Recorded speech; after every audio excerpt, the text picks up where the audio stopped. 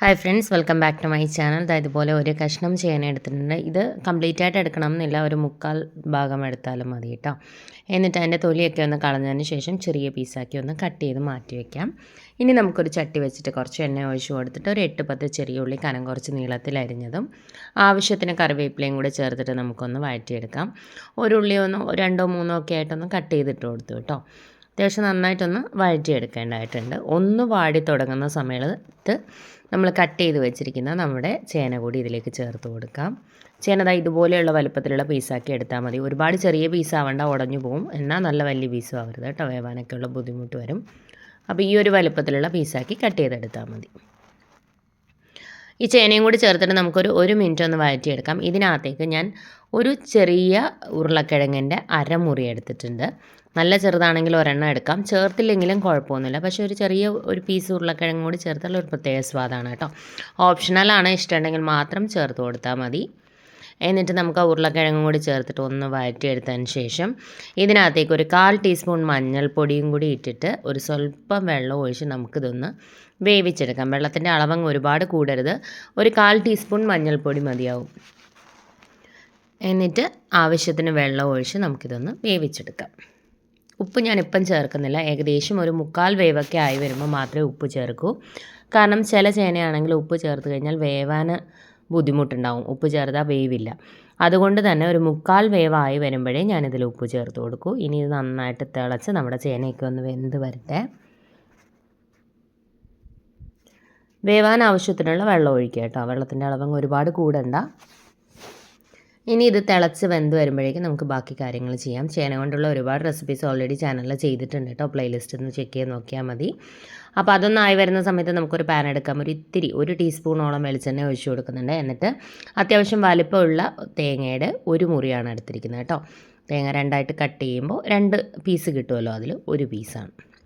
കാരണം ഈ ഒരു മുറി എന്നൊക്കെ പറയുമ്പോൾ പലരും ഇങ്ങനെ ഡൗട്ട് ചോദിക്കും കേട്ടോ. അതുകൊണ്ടാണ് ജസ്റ്റ് ഒന്ന് പൾസ് മോഡിലൊന്ന് കറക്കി എടുത്തിട്ടാണ് ഞാൻ ഇതിലേക്ക് ഇട്ട് കൊടുത്തിരിക്കുന്നത്. ഇതിലേക്ക് ഒരു നുള്ളു ഉലുവയും, ഒരു നുള്ള് കടുകും, ഒരു നുള്ള് ചെറിയ ജീരകവും, കുറച്ച് കുരുമുളക്, ഒരു 8-10 കുരുമുളകും, 2-3 വറ്റൽമുളകും, എരിവിനനുസരിച്ച് വേണം കേട്ടോ.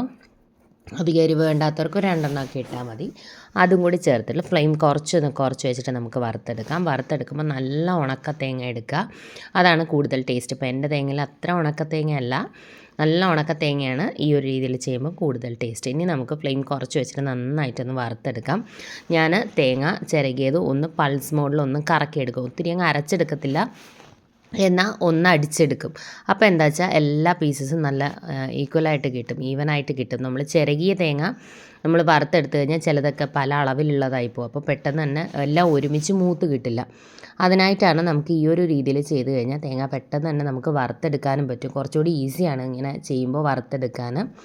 അതുപോലെ തന്നെ എല്ലാം ഒരേ അളവിൽ മൂത്ത് കിട്ടും. അപ്പോൾ അത്യാവശ്യം നല്ല പോലെ നമ്മുടെ തേങ്ങ മൂത്ത് കഴിയുമ്പോൾ ഒന്നുകിൽ ഫ്ലെയിം നല്ല ലോയിൽ വയ്ക്കുക, അല്ലെങ്കിൽ ഫ്ലെയിം ഓഫ് ചെയ്തിട്ട് ഒരു 1/4 ടീസ്പൂണിൽ താഴെ മഞ്ഞൾപ്പൊടിയും 1.5 ടീസ്പൂണോളം മല്ലിപ്പൊടി, എരിവിനനുസരിച്ച് മുളക് പൊടി, ഓൾറെഡി കുരുമുളക് പൊടി ഇട്ടിട്ടുണ്ട്, കുരുമുളക് ഇട്ടിട്ടുണ്ട്, വറ്റൽമുളക് ഇട്ടിട്ടുണ്ട്. അപ്പോൾ എരിവിനനുസരിച്ച് മാത്രം മുളക് പൊടി ചേർത്ത് കൊടുക്കുക. ഒരു 1/4 ടീസ്പൂണൊക്കെ ചേർത്താൽ മതിയാവും, നിങ്ങളുടെ ടേസ്റ്റിനനുസരിച്ച് കേട്ടോ. മുളക് പൊടിയിലും ആ ഒരു കുരുമുളകിൻ്റെ ടേസ്റ്റും കൂടെ ഒക്കെ വരുമ്പോൾ നല്ലൊരു ഫ്ലേവർ കിട്ടും. അപ്പോൾ കുരുമുളകൊന്നും സ്കിപ്പ് ചെയ്യേണ്ട കേട്ടോ. എന്നിട്ട് നല്ല ലോയിൽ വെച്ചിട്ട് ആ പൊടികളുടെ റോ ടേസ്റ്റ് മാറുന്നവരൊന്ന് മൂപ്പിക്കാം. അതല്ലെങ്കിൽ ആ ചൂടിൽ തന്നെ ഫ്ലെയിം ഓഫ് ചെയ്തിട്ട് ആ ചൂടിൽ തന്നെ ഒന്ന് വറുത്തെടുത്താലും മതി. ആ പൊടികളുടെ റോ ടേസ്റ്റ് ഒന്ന് മാറണം, അത്രയേ ഉള്ളൂ. ഫ്ലെയിം ഹൈയിൽ വെക്കരുത്, വെച്ച് കഴിഞ്ഞാൽ പൊടികൾ കരിഞ്ഞു പോകും. അപ്പോൾ ഈ സമയത്ത് നമ്മുടെ ചേനയൊക്കെ നന്നായിട്ട് വെന്തിട്ടുണ്ട്. അപ്പോൾ ഞാൻ ഒരു 1/4 വേവായി കഴിയുമ്പോൾ ഉപ്പിട്ട് കൊടുത്തിരുന്നു. അതിനുശേഷം അത്യാവശ്യം നന്നായി വെന്ത് കഴിയുമ്പോൾ ഒരു ചെറിയ നെല്ലിക്ക വലുപ്പത്തിലുള്ള പുളി 1/4 ഗ്ലാസ് വെള്ളത്തിൽ നന്നായിട്ട് ഞെരടി പിഴിഞ്ഞ് വെച്ചു. അത് കുറച്ച് ഞാൻ ഇതിലേക്ക് ഒഴിച്ചു കൊടുത്തു. നിങ്ങളുടെ പുളിക്ക് അനുസരിച്ച് വേണം ചേർത്ത് കൊടുക്കാൻ. ആദ്യം തന്നെ എല്ലാം കൂടെ ഒരുമിച്ച് ഒഴിക്കരുത്, കുറച്ച് ഒഴിച്ചാൽ പിന്നീട് പുളി വേണമെന്നുണ്ടെങ്കിൽ എക്സ്ട്രാ ചേർത്ത് കൊടുക്കാം. ആ പുളി നന്നായിട്ട് തിളച്ച് ആ പുളിയൊക്കെ ചേനയിലേക്കൊക്കെ ഒന്ന് പിടിച്ച് ആ പുളിയുടെ ആ റോ ടേസ്റ്റൊക്കെ ഒന്ന് മാറിക്കഴിയുമ്പോൾ നമ്മൾ വറുത്ത് വെച്ചിരുന്ന തേങ്ങ ഉണ്ടല്ലോ, അത് ആ പാനിൽ തന്നെ വെക്കരുത്. ഓഫ് ചെയ്ത് കഴിഞ്ഞ് കഴിഞ്ഞാൽ പെട്ടെന്ന് തന്നെ മിക്സ് ചെയ്ത് നന്നായിട്ട് ആ ഒരു റോ ടേസ്റ്റ് പൊടികളുടെ മാറി കഴിയുമ്പോൾ അപ്പോൾ തന്നെ വേറൊരു പാത്രത്തിലേക്ക് മാറ്റി വെക്കണം. എന്നിട്ട് തണുത്തിട്ട് നമുക്കിതൊന്ന് അരച്ചെടുക്കാം. നല്ല ഉണക്ക തേങ്ങയൊക്കെ ആണെങ്കിൽ വെള്ളമൊന്നും ഒഴിക്കേണ്ട ആവശ്യമില്ല. ഇളക്കി ഇളക്കി കൊടുത്ത് അടിച്ചടിച്ചെടുത്ത് കഴിഞ്ഞാൽ അതിൽ നിന്ന് തന്നെ എണ്ണ ഇറങ്ങി വരും. വെള്ളം ഒഴിച്ച് അരച്ച് കഴിഞ്ഞാൽ ആ ഒരു ടേസ്റ്റ് ഉണ്ടാവില്ല. ഇതിപ്പോൾ അധികം ഉണക്ക തേങ്ങ അല്ല.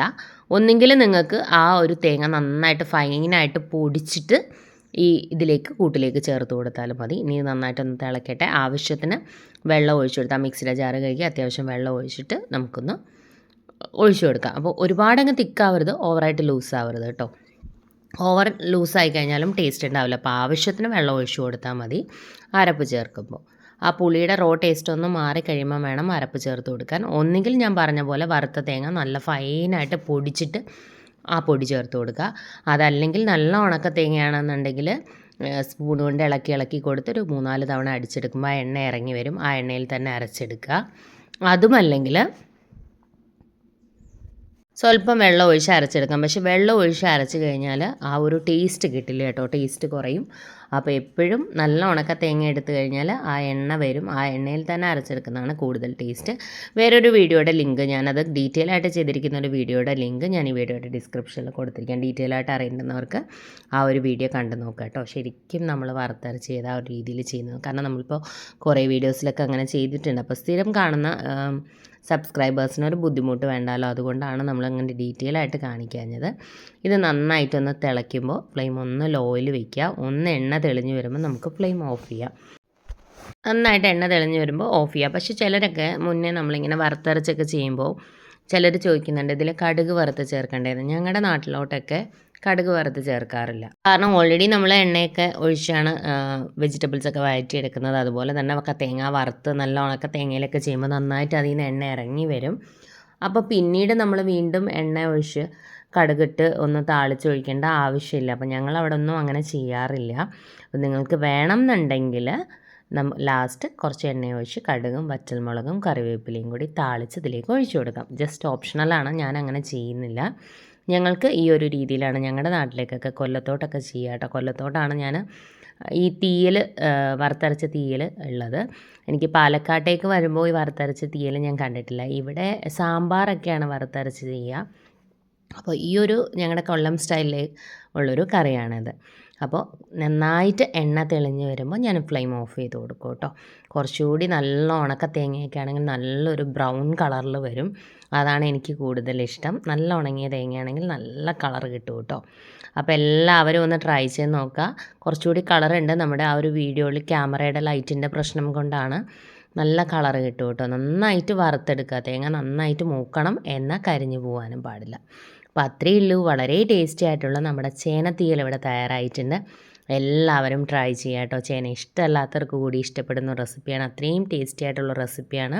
പുളി ഞാൻ പറഞ്ഞ പോലെ നിങ്ങളുടെ ടേസ്റ്റിനനുസരിച്ച് മാത്രം ചേർത്ത് കൊടുക്കുക. ഓരോരുത്തർക്കും പുളിയുടെ അളവ് ഡിഫറെൻ്റ് ആയിരിക്കുമല്ലോ. അപ്പോൾ ആവശ്യത്തിന് മാത്രം പുളിവെള്ളം ഒഴിച്ചു കൊടുക്കുക. ടേസ്റ്റ് ചെക്ക് ചെയ്യുക കേട്ടോ. അപ്പോൾ ഇത്രയേ ഉള്ളൂ. എല്ലാവരും ട്രൈ ചെയ്യുക. ട്രൈ ചെയ്തിട്ട് ഫീഡ്ബാക്ക് അറിയിക്കണം. പുതിയൊരു റെസിപ്പിയുമായിട്ട് നമുക്ക് വീണ്ടും കാണാം. Thank you friends. Thanks for watching.